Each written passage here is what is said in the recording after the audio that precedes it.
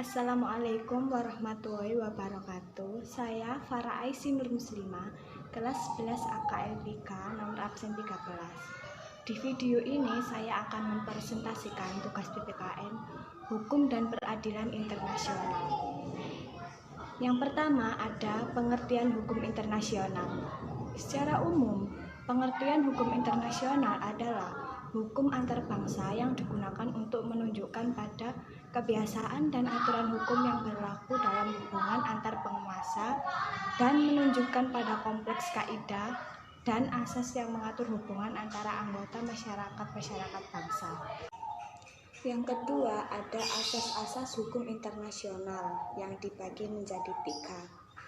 Pertama, asas teritorial, yaitu asas yang mengungkapkan bahwa negara menyiapkan hukum untuk semua orang atau semua orang yang berada di suatu tempat negara tersebut.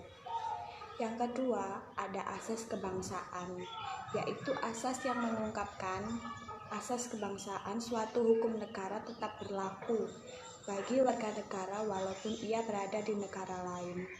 Dan yang ketiga ada asas kepentingan umum, yaitu bahwa hukum negara tidak terikat pada batas-batas wilayah suatu negara.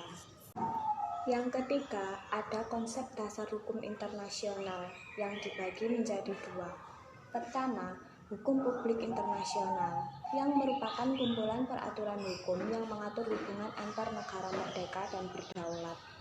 Yang kedua, hukum privat nasional yang mengatur hubungan hukum antara seseorang dengan orang lain yang berlainan warga negaranya. Yang keempat, ada macam-macam pelanggaran internasional, terbagi menjadi 3. Pertama, kejahatan genosida, yaitu kejahatan yang berupa pembunuhan, pemusnahan, penyiksaan, dan sebagainya.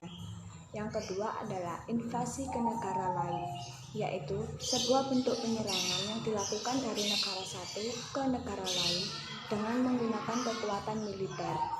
Yang ketiga adalah kejahatan perang, yaitu sebuah tindakan pelanggaran pada hukum perang oleh suatu sekelompok orang militer atau sipil. Yang kelima, ada faktor-faktor yang menyebabkan terjadinya sengketa internasional, yaitu 1.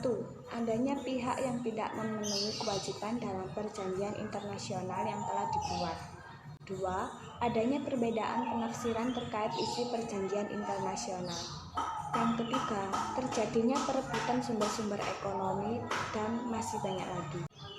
Selanjutnya atau yang terakhir ada cara-cara menyelesaikan sengketa internasional. Yang pertama, dengan cara negosiasi atau perundingan. Yang kedua, inquiry atau penyelidikan. Yang ketiga, mediation atau mediasi. Dan yang keempat, conciliation atau konsiliasi. Sekian video dari saya. Terima kasih. Wassalamualaikum warahmatullahi wabarakatuh.